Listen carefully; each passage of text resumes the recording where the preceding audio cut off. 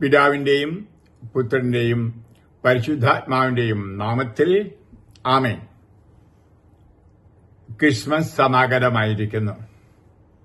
ഒരു ക്രിസ്മസ് സന്ദേശം തരികാൻ ആഗ്രഹിക്കുന്നു. പ്രിയപ്പെട്ടവരെ, ഇവിടെ ക്രിസ്തു സംഭവത്തിന്റെ ആഘോഷം ആണല്ലോ ക്രിസ്മസ് എന്ന് നാം പറയുന്നത്. നമുക്കറിയാം, ദൈവം മനുഷ്യനെ സൃഷ്ടിച്ചു. പറുദീസായിൽ ദൈവത്തിന്റെ സാന്നിധ്യ അനുഭവം ഉണ്ടായിരുന്നു. സമൃദ്ധിയിൽ ജീവിച്ചു. എന്നാൽ അവൻ ദൈവത്തെ ധിക്കരിച്ചതിന്റെ ഫലമായി അത് നഷ്ടമായി, ആ ദൈവസാന്നിധ്യം. ഇനിയും അത് വീണ്ടുകിട്ടാനായിട്ട് മനുഷ്യൻ പ്രയത്നിച്ചു. അതിന് ബലികൾ അർപ്പിച്ചു, പ്രാർത്ഥനകൾ സമർപ്പിച്ചു. പക്ഷെ അവർക്ക് സാധ്യമായില്ല. അതുകൊണ്ട് ദൈവമായ കർത്താവ് തന്റെ ഏകജാതനെ ഒരു മനുഷ്യന്റെ രൂപത്തിൽ അയക്കുകയാണ്. മനുഷ്യന്റെ എല്ലാ കുറവുകളും, പാപമൊഴികെ എല്ലാ കുറവുകളും ഏറ്റെടുത്ത് പരിഹാരമനുഷ്ഠിച്ച് അവന് ആ അനുഭവം തിരിച്ചു കൊടുക്കുവാൻ, ആ എമ്മാനുവൽ അനുഭവം, ദൈവം നിന്നോടുകൂടെ എന്ന അനുഭവം നമ്മൾ വായിക്കുന്നുണ്ട്. ദൈവത്തിന്റെ സ്നേഹത്തിന്റെ ഏറ്റവും വലിയ പ്രകടനമാണ് യേശുവിനെ നൽകൽ. നാം വായിക്കുന്നു യോഹന്നാൻ എഴുതിയ സുവിശേഷം 3:16, അവനിൽ വിശ്വസിക്കുന്ന ഏവനും നശിച്ചു പോകാതെ നിത്യജീവൻ പ്രാപിക്കുന്നതിനു വേണ്ടി തന്റെ ഏകജാതനെ നൽകുവാൻ തക്കവിധം ദൈവം ലോകത്തെ അത്രമാത്രം സ്നേഹിച്ചു. ഇവിടെയാണ് ഇതര മതങ്ങളെ പോലെ ദൈവത്തെ മനുഷ്യൻ അന്വേഷിച്ച് കണ്ടുപിടിക്കുന്നതല്ല ക്രിസ്ത്യാനിറ്റി. പിന്നെയോ ദൈവം മനുഷ്യനെ തേടിപ്പിടിച്ചു വരുന്നു. ദൈവവുമായുള്ള സൗഹൃദം നഷ്ടപ്പെടുത്തിയ ആ മനുഷ്യനെ അന്വേഷിച്ച് വരുന്നു. അതുകൊണ്ടാണ് വിശുദ്ധ യോഹന്നാൻ തന്റെ ലേഖനത്തിൽ വ്യക്തമായി എഴുതുന്നത്.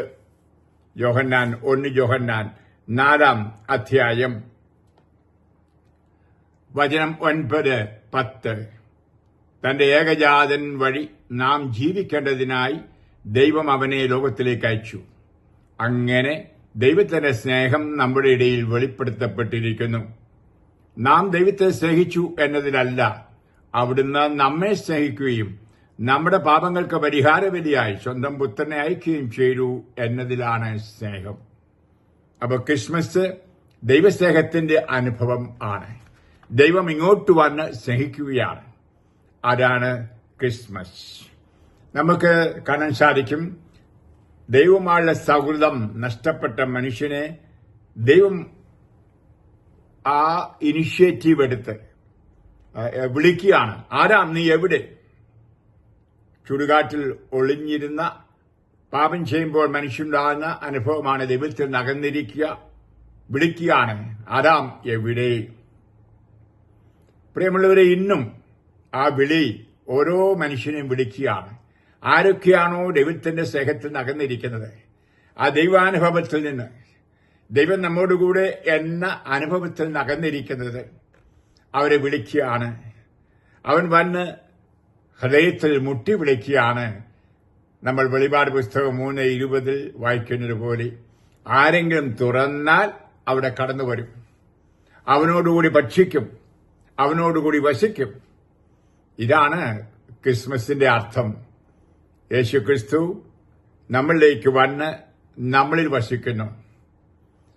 നമുക്കറിയാം, പള്ളികളിലോ ദേവാലയങ്ങളിലോ വസിക്കുവാനല്ല യേശുക്രിസ്തു വന്നത്, മനുഷ്യ ഹൃദയങ്ങളിൽ വസിക്കുവാനാണ്. 2 സാമുവേൽ 7:3 നമ്മൾ വായിക്കുന്നുണ്ട്.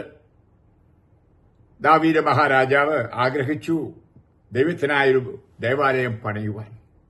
അപ്പൊ കർത്താവായ ദൈവം പറയുകയാണ്, ഞാൻ ഇതുവരെ ഒരു കൂടാരത്തിൽ വസിച്ചുകൊണ്ട് നിങ്ങളോടൊത്ത് യാത്ര ചെയ്യുകയായിരുന്നു. ദേവദാരു കൊണ്ട് എനിക്കൊരു ദേവാലയം ഉണ്ടാക്കാൻ ഒരിക്കലും ഞാൻ ആവശ്യപ്പെട്ടില്ല. കല്ലും കുമ്മായും കൊണ്ടുള്ള ഒരു പള്ളി ഉണ്ടാക്കാൻ ഞാൻ ആവശ്യപ്പെട്ടില്ല എന്ന്. പിന്നെയോ നമ്മോട് കൂടെ നടക്കുന്ന ഒരു ദൈവം, അതാണ് യേശുക്രിസ്തു. അത് നമ്മൾ മനസ്സിലാക്കണം. ഇന്നും നമ്മോടൊത്ത് അന്ന് ഇസ്രായേൽ ജനത്തോടൊപ്പം നടന്ന ആ ദൈവം, ആ യേശുക്രിസ്തു മനുഷ്യനായി, ആ ദൈവം മനുഷ്യനായി നമ്മോടൊത്ത് വസിക്കുന്നു. ആ പഴയ നിയമത്തിലും ഇസ്രായേൽ ജനത്തോടൊപ്പം ഉണ്ടായിരുന്നെങ്കിലും അവർ കണ്ടില്ല. കാരണം ദൈവത്തിന്റെ വചനത്തിൽ അവർ വിശ്വസിച്ചില്ല, ആത്മാവിനെ വിളിക്കുമില്ല. പർദീസ നഷ്ടപ്പെട്ടപ്പോൾ തന്നെ രക്ഷകനെ വാഗ്ദാനം ചെയ്തിരുന്നു. നമ്മൾ വായിക്കുന്നു ഉൽപ്പത്തി 3:16. അതൊക്കെ അവർ മറന്നുപോയി. വീണ്ടും വീണ്ടും പ്രവാചകരിലൂടെ ഓർമ്മിപ്പിച്ചു. പക്ഷെ അതൊന്നും അവരുടെ മനസ്സിൽ വന്നില്ല. അവരുടെ വഴിയിലൂടെ ദൈവത്തെ അന്വേഷിക്കുകയായിരുന്നു. അന്വേഷിച്ചു വരുന്ന വചനത്തിലൂടെ, ആത്മാവിലൂടെ വരുന്ന ദൈവത്തെ അവർ അനുഭവിച്ചില്ല. ഈ അനുഭവമാണ് പരിശുദ്ധ കന്യകാമറിയത്തിൽ വചനത്തിലൂടെ ആത്മാവിലൂടെയും മനുഷ്യനായി പിറന്ന ഈശോ നമുക്കോരോരുത്തർക്കും തരുന്ന അനുഭവം. നമ്മൾ ക്രിസ്മസ് വേളയിൽ ആ യേശുവിനെയാണ് കണ്ടുമുട്ടേണ്ടത്. നമുക്കറിയാം, മനുഷ്യനിൽ വസിക്കുന്നതിനായി വന്ന യേശു ഒരുപക്ഷെ ഇന്നും ആ വാസസ്ഥലം കാണാതിരിക്കുകയാണ്. നമ്മൾ വായിക്കുന്നത് പോലെ നാസ്രത്തിൽ ബത്ലഹേമിൽ ഒരു സത്രം കിട്ടിയില്ല, ആരും വാതിൽ തുറന്നു കൊടുത്തില്ല എന്ന്. ഒരുപക്ഷെ ഇന്നും അത് സംഭവിച്ചുകൊണ്ടിരിക്കുക ആണ്. ഇനി ആരാണ് വാതിൽ തുറന്നു കൊടുത്തത് നമുക്കറിയാം. ആരാണ് കണ്ടുമുട്ടിയതെന്നും. ആദ്യമേ ആട്ടിടയന്മാർ അനുദിന ആഹാരം പോലും നിവൃത്തിയില്ലാതെ, ഒരു വീടോ പുരയിടമോ ഒന്നുമില്ല, ആടിനെ മേച്ചിങ്ങ് നടക്കുന്ന ആട്ടിടയന്മാർ, അവർക്കാണ് ആദ്യം ആ യേശുവിനെ കണ്ടുമുട്ടാൻ ഭാഗ്യം ലഭിച്ചത്. പ്രിയപ്പെട്ടവരെ, ഇന്നും അതുതന്നെയാണ്. ഒരുപക്ഷെ പാവപ്പെട്ടവര്, ഒന്നുമില്ലാത്തവർ കർത്താവിനെ വിളിക്കുന്നു. നമുക്കറിയാം, ആ യേശു ഇന്നും ചുറ്റി സഞ്ചരിക്കുന്നു. ഈശോയെപ്പറ്റി നമ്മൾ വായിക്കുന്നുണ്ടല്ലോ. പത്രോസ് അപ്പസ്തോലൻ എഴുതിയിരിക്കുന്നത് നടപടി പുസ്തകം അപ്പസ്തോല പ്രവർത്തനം അധ്യായം 10:38 നസറായനായ യേശുവിനെ പരിശുദ്ധാത്മാവിലും ശക്തിയാലും എങ്ങനെ അഭിഷേകം ചെയ്തുവെന്നും അവൻ എപ്രകാരം നന്മ ചെയ്തുകൊണ്ട് ചുറ്റി സഞ്ചരിച്ചുവെന്നും നിങ്ങൾക്കറിയാം. ഹല്ലേലൂയ. അപ്പൊ ആ ചുറ്റി സഞ്ചരിക്കുന്നവൻ ഇന്നുമുണ്ട്. നമുക്കറിയാം, യേശുവോട് തിരിക്കാൻ വന്നവനല്ല, ആ ചുറ്റി സഞ്ചരിക്കുകയായിരുന്നു. ആ ജോർദാനിൽ വെച്ച് ആത്മാവിൽ നിറഞ്ഞ് വചനം പ്രഘോഷിച്ച് രോഗശാന്തി നൽകി, വിടുതൽ നൽകി, മരിച്ചവരെ ഉയർപ്പിച്ച് അവസാനം തന്നെ ബലിയായി തന്റെ ശരീരവും രക്തവും നൽകിക്കൊണ്ട്, ജീവൻ നൽകിക്കൊണ്ട്, ആ സുഹൃത്തുക്കൾക്ക് വേണ്ടി, സ്നേഹിതർക്ക് വേണ്ടി ജീവൻ നൽകിക്കൊണ്ട് ജീവിച്ചവൻ ഇന്നും ചുറ്റി സഞ്ചരിക്കുകയാണ് ആത്മാവിലൂടെ. ഹൃദയം തുറക്കുന്നവനെ കണ്ടുമുട്ടാൻ സാധിക്കുന്നു. ഇനി ധാരാളം പേർ ആ യേശുവിനെ കണ്ടുമുട്ടുന്നുണ്ട്. കാരണം പർദീസ നഷ്ടപ്പെട്ട, അതായത് ദൈവാക്യം നഷ്ടപ്പെട്ട മനുഷ്യന്റെ ഹൃദയത്തിൽ ഒരു തള്ളലുണ്ട്, ഒരാഗ്രഹമുണ്ട് ദൈവത്തെ കാണാൻ. ആ മനഃപൂർവ്വം ഒരു വിഷയം മൂടിവെച്ചെന്ന് വരാം, പക്ഷേ അവന്റെ ഉള്ളിലുണ്ട് ഒരു ദാഹം. ആ ദാഹവും, ആ ദൈവം തമ്പുരാന്റെ ദാഹം, എന്താ മനുഷ്യന് വേണ്ടി, മനുഷ്യനെ സ്നേഹിക്കാനുള്ള ദാഹവും കൂടി കൂട്ടിമുട്ടുമ്പോൾ ക്രിസ്മസ് ആയി. ഹല്ലേലൂയ. അപ്പോൾ മനുഷ്യരിൽ ഇരിക്കുന്ന ആ സ്നേഹം, ആ സ്നേഹത്തിന് വേണ്ടിയുള്ള ദാഹവും മനുഷ്യനെ സ്നേഹിക്കാനുള്ള ദൈവത്തിന്റെ ദാഹവും കൂട്ടിമുട്ടുന്നതാണ് പുൽക്കൂട്. നമുക്ക് അത് അനുഭവം ആയിത്തീരട്ടെ എന്ന് നമുക്ക് ആഗ്രഹിക്കാം. നമ്മൾ വായിക്കുന്ന പോലെ 1 യോഹന്നാൻ അധ്യായം 4 ഞാനിപ്പോ പറഞ്ഞതുപോലെ, നാം അല്ല അവനെ സ്നേഹിച്ചത്, ആദ്യം സ്നേഹിച്ചത് നമ്മളെയാണ്. അപ്പോൾ ആ തമ്പുരാനെ നമുക്ക് സ്നേഹിക്കാം. നമ്മുടെ ഇടയിലേക്ക് വന്നിരിക്കുകയാണ്. കാരണം നമ്മൾ അത്രമാത്രം സ്നേഹിക്കും. നമുക്ക് വേണ്ടി ജീവാർപ്പണം ചെയ്തവൻ ആണ്. ഇവിടെ ഈ കണ്ടുമുട്ടൽ ഉണ്ടാകണം എങ്കിൽ നമ്മുടെ കപടനാട്യങ്ങൾ മാറണം, നന്മ നിറഞ്ഞവർ ആയിരിക്കണം. നമുക്കറിയാം, യേശു വന്നപ്പോൾ ആട്ടിടയന്മാർ വന്നു, പണക്കാരായ നമുക്കറിയാം ചാക്കും മുതലാളിമാരായ രാജാക്കന്മാർ വന്നു.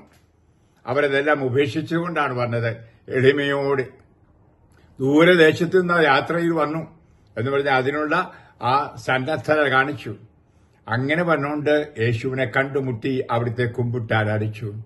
എന്നാൽ കപടനാട്യക്കാരായ പുരോഹിത പ്രമാണികൾ, ഫരിസേയർ, സദുക്കായർ, നിയമജ്ഞർ എന്ന് പറഞ്ഞാൽ മതത്തിന്റെ കർക്കശ നിയമങ്ങൾ അക്ഷരാർത്ഥം മുറുകെ പിടിച്ചവർക്ക് അവനെ കാണാൻ പറ്റിയില്ല. ഹല്ലേലൂയ. ഇന്നും അതുതന്നെയാണ്. നമുക്കറിയാം, ഈ അതിർത്തി വരമ്പുകളൊക്കെ മാറ്റി കർത്താവ് ഈ നിയമത്തെ കർക്കശത കൂടാതെ പിന്നെയും അതേസമയം നിയമത്തിന്റെ എല്ലാ അർത്ഥം ഒന്നാണ്, സ്നേഹം. നിയമമനുസരിച്ചായിരുന്നെങ്കിൽ കർത്താവ് വരിയില്ലായിരുന്നു. നിയമമനുസരിച്ച് മനുഷ്യൻ ശിക്ഷിക്കപ്പെടണമായിരുന്നു, നരകത്തിൽ പോകണമായിരുന്നു. എന്നാൽ അതിനെ മറികടന്നുകൊണ്ട് ക്ഷമിച്ചുകൊണ്ട് സ്നേഹിച്ചു വരുന്ന യേശുക്രിസ്തു. ഇന്ന് നമ്മുടെ സഭയിലെ അധികാരികളും ലോകത്തിലെ അധികാരികളും കുടുംബനാഥന്മാരുമൊക്കെ ചിന്തിക്കണം, എങ്ങനെയാണ് സ്നേഹിക്കേണ്ടത്? കർക്കശമായ നിയമം പാലിച്ചുകൊണ്ടാണോ, ആ നിയമത്തിന്റെ അർത്ഥം പാലിച്ചുകൊണ്ടാണോ? എല്ലാ നിയമങ്ങളും അടങ്ങിയിരിക്കുന്നത് ഒറ്റ നിയമത്തിലാണ്, സ്നേഹം. ദൈവത്തെ സ്നേഹിക്കുക, മറ്റുള്ളവരെ സ്നേഹിക്കുക. ഇത് ഒരുപക്ഷെ ബുദ്ധി കൊണ്ട് മനസ്സിലാക്കാൻ പലർക്കും പറ്റുന്നില്ല, ആത്മാവിൽ മാത്രമേ സാധിക്കൂ. അതുകൊണ്ടാണ് ഈ വിട്ടുവീഴ്ചയില്ലായ്മയും കർക്കശ മനോഭാവവും എല്ലാം. നമുക്ക് അതുകൊണ്ട് മനോഹരമായിട്ട് കർത്താവിന്റെ സുവിശേഷം അനുസരിച്ച് ഈ ക്രിസ്മസ് ആഘോഷിക്കാം. ഈശോ ഇതാഘോഷിച്ചത് ഒന്ന് ഓർത്തോണം, ദരിദ്രരുടെ പാപികളുടെ ഒക്കെ ഇടയ്ക്ക്. നമുക്ക് ഒരിക്കൽ യോഹന്നാൻ മാപ്പ്നാന ചോദിച്ചു, ഇവൻ തന്നെയാണോ മിശിഹ? അപ്പോൾ ഈശോ ആ വന്നവരോട് പറഞ്ഞു വിട്ടാണ്, കണ്ടതും കേട്ടും പോയി പറ.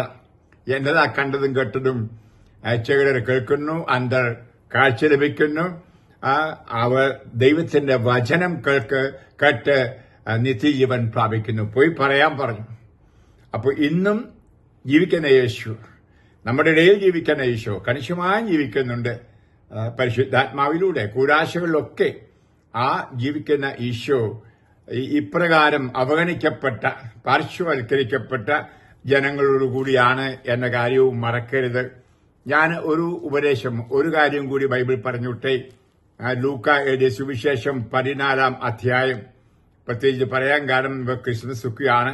വലിയ സദ്യയൊക്കെ ഉണ്ടാക്കും, VIP-കളെയൊക്കെ വിളിച്ചു കൂട്ടും, പൊളിറ്റീഷ്യൻസിനെയും അതുപോലെ അഭ്യുദ്ധകാംക്ഷികളെയും വലിയ പണക്കാരെയൊക്കെ വിളിച്ച് വലിയ സദ്യയും ഒക്കെ നടത്തും. നല്ല കാര്യം, ഞാനതിനൊന്നും എതിരല്ല പ്രിയപ്പെട്ടവരെ. എന്നാൽ കർത്താവായ യേശു പറഞ്ഞ ആ വചനം ഒന്ന് നോക്കാം. ലൂക്ക 14:12. തന്നെ ക്ഷണിച്ചവനോടും അവൻ പറഞ്ഞു, നീ ഒരു സദ്യയോ അത്താഴ വിരുന്നോ കൊടുക്കുമ്പോൾ നിന്റെ സ്നേഹിതരെയോ സഹോദരരെയോ ബന്ധുക്കളെയോ ധനികരായ ആൾക്കാരെയോ വിളിക്കരുത്. ഹല്ലേലൂയ. ഒരുപക്ഷെ അവർ നിന്നെ പകരം ക്ഷണിക്കുകയും നിനക്ക് പ്രതിഫലമായി തീരുകയും ചെയ്യും. എന്നാൽ നീ സദ്യ നടത്തുമ്പോൾ ദരിദ്രർ, വികലാംഗർ, മുടന്തർ, കുരുടർ എന്നിവരെ ക്ഷണിക്കുക. അപ്പോൾ നീ ഭാഗ്യവാനായിരിക്കും. ഹല്ലേലൂയ. അപ്പോൾ നീ ഭാഗ്യവാനായിരിക്കും. ക്രിസ്മസിന്റെ ഭാഗ്യം അതാണ്.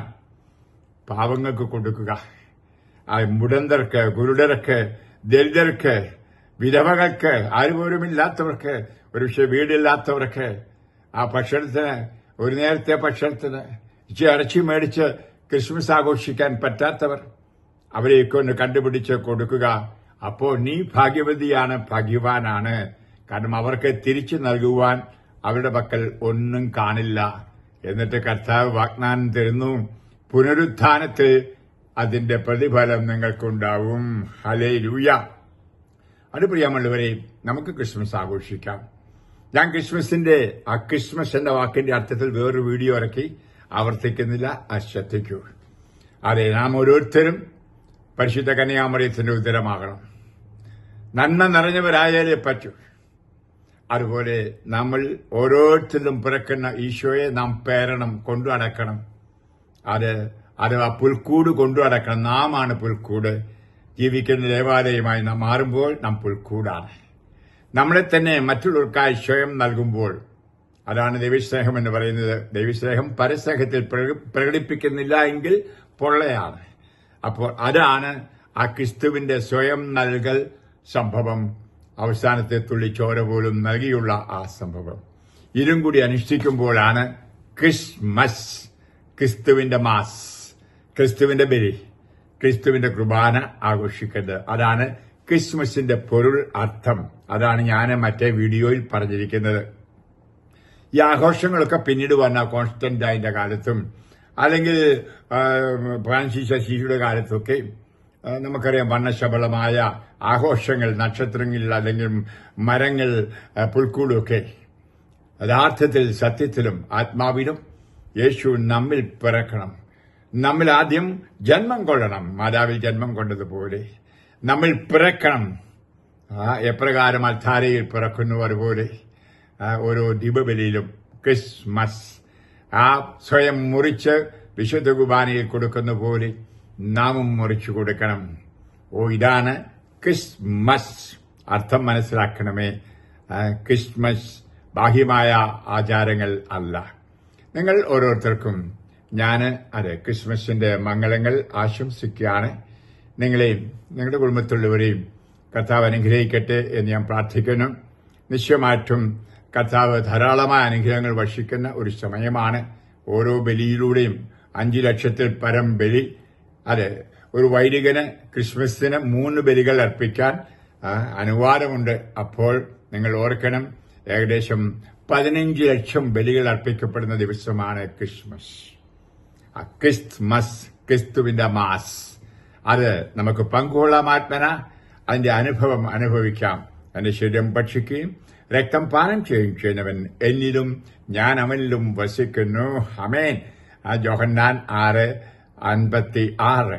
നമുക്ക് ഈ അനുഭവങ്ങൾ അനുഭവിക്കുന്ന യഥാർത്ഥ ശാന്തിയുടെ സമാധാനത്തിന്റെ ക്രിസ്മസ് ആഘോഷിക്കാം. ഞാനിത് എന്റെ സ്നേഹിതർക്കും ബന്ധുമിത്രാദികൾക്കും സുഹൃത്തുക്കൾക്കും എന്റെ ധ്യാനം കൂടിയവർക്കും ഞാനുമായിട്ട് വീഡിയോ വഴിയോ പുസ്തകം വഴിയോ പുസ്തകത്തിന്റെ വായന വഴിയോ ഏതെങ്കിലും തരത്തിൽ ബന്ധപ്പെട്ടിട്ടുണ്ടെങ്കിൽ അവർക്കെല്ലാം ഞാനിപ്പോൾ ക്രിസ്മസ് മംഗളം ആശംസിക്കുന്നു. എനിക്ക് ഒറ്റയ്ക്ക് എഴുതാൻ പറ്റില്ല. പണ്ടത്തെ പോലെ ഇമെയിലും എല്ലാത്തിനും ഒന്നും റിപ്ലൈ കൊടുക്കാൻ സാധിച്ചെന്ന് വരില്ല. എന്റെ കൈക്കിന്റെ സ്വാധീനക്കുറവൊക്കെ ഉള്ളതുകൊണ്ട് മനസ്സിലാക്കണമേ. അതുകൊണ്ട് ഈ വീഡിയോ വഴി നിങ്ങൾ ഓരോരുത്തരെയും നേരിൽ കണ്ട് ഞാൻ ഒരു ഷേക്ക് ഹാൻഡ് തന്ന് അല്ലെങ്കിൽ ഒരു ചുംബനം, ക്രിസ്മസ് ചുംബനം തന്ന് ഹാപ്പി ക്രിസ്മസ് പറയുന്നു. യേശു ആ പുൽക്കൂട്ടിലെ ഈശോ നിങ്ങളുടെ ഹൃദയത്തിൽ പിറന്ന്, നിങ്ങളുടെ ജീവിതത്തിൽ പേറി നടന്ന് ചുറ്റി സഞ്ചരിച്ച് ധാരാളം അനുഗ്രഹപ്രദമാക്കട്ടെ. ഒരിക്കൽ കൂടി ഹാപ്പി ക്രിസ്മസ്. ക്രിസ്മസിന്റെ മംഗളങ്ങൾ.